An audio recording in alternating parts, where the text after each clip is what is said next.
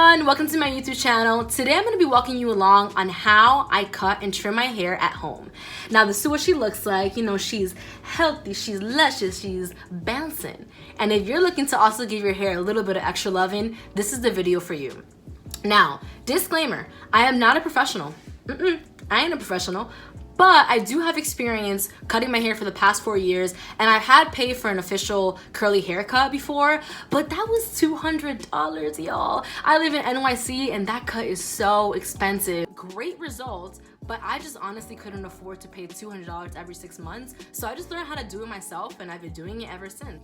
Okay, so let's get into these tips. Tips number 1, you're gonna want to invest in a good pair of scissors.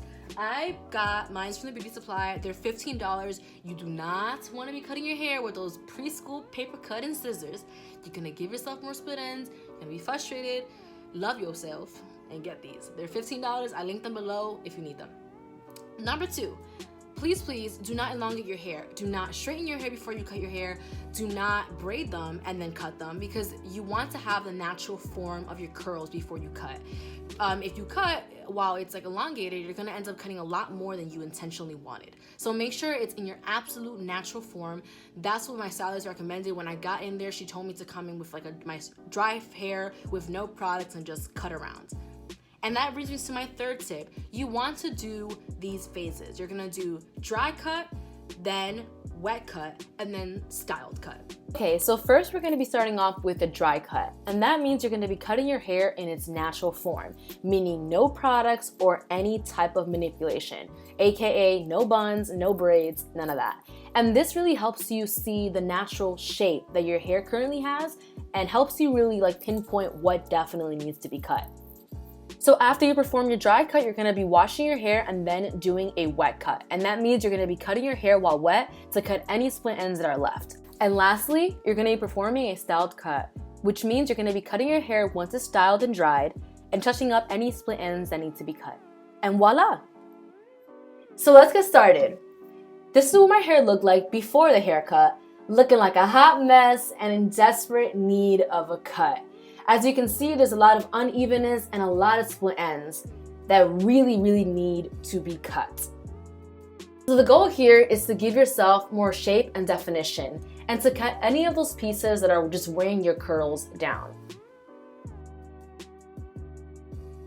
So I started off by cutting very small portions of hair. It's really important to cut little by little so you don't overdo it and regret cutting way more than you anticipated. So I started off by just cutting any of the pieces that desperately had to go and were weighing my hair down. I have a lot of straight pieces right now because I recently dyed my hair, and because of that, those pieces are super fried and had to be cut.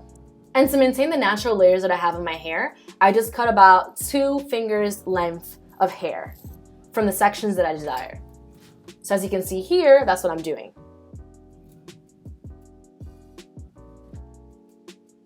So just to clarify, this is actually how I maintain my layers and not how I give myself new layers. If you're interested in giving yourself new layers and you don't have any layers currently, then that's a whole different process. You have to analyze what curl type you have, the way that your curls fall, and like what type of shape overall you want in your hair.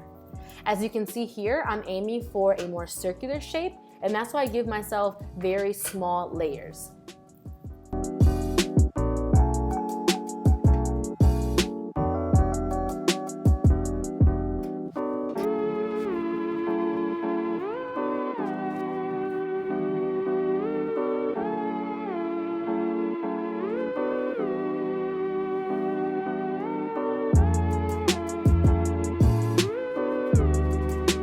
I definitely recommend for you to ask someone to do the back for you. It might be really challenging to do it by yourself. So this is actually how much hair I actually cut. It may seem like I was cutting a lot, but I promise you it was just a little bit dusting off the ends and it made a huge difference. So now we're gonna get started with our wet cut, and that's when you cut your hair with absolutely no product in it, fresh out the shower. As you can see, I'm actually gonna be cutting a little bit more from my right side than my left side because my right side is a little bit looser in the pattern and it always is a little bit longer, so I have to like even it out. Maybe your hair is the same way, but you may find that that might be the case. So this is a good time for you to kind of like situate what areas need to be cut. So now that we're all done with the wet cut, now I'm gonna get started with styling my hair.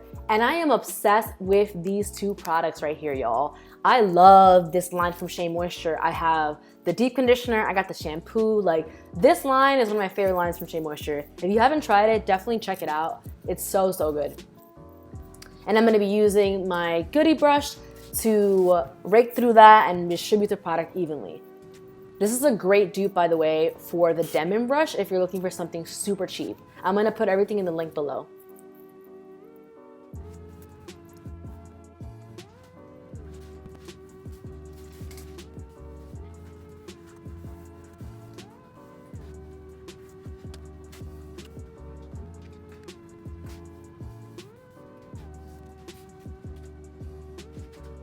And these are the results. This is what it looks like after I diffused and styled my hair. I am obsessed. The curls look so, so, so much better. Thank you so much for tuning into this video. Comment below if you're also gonna be trying this out. And if you have any questions, leave a comment in the comment section. All right, till next time, y'all.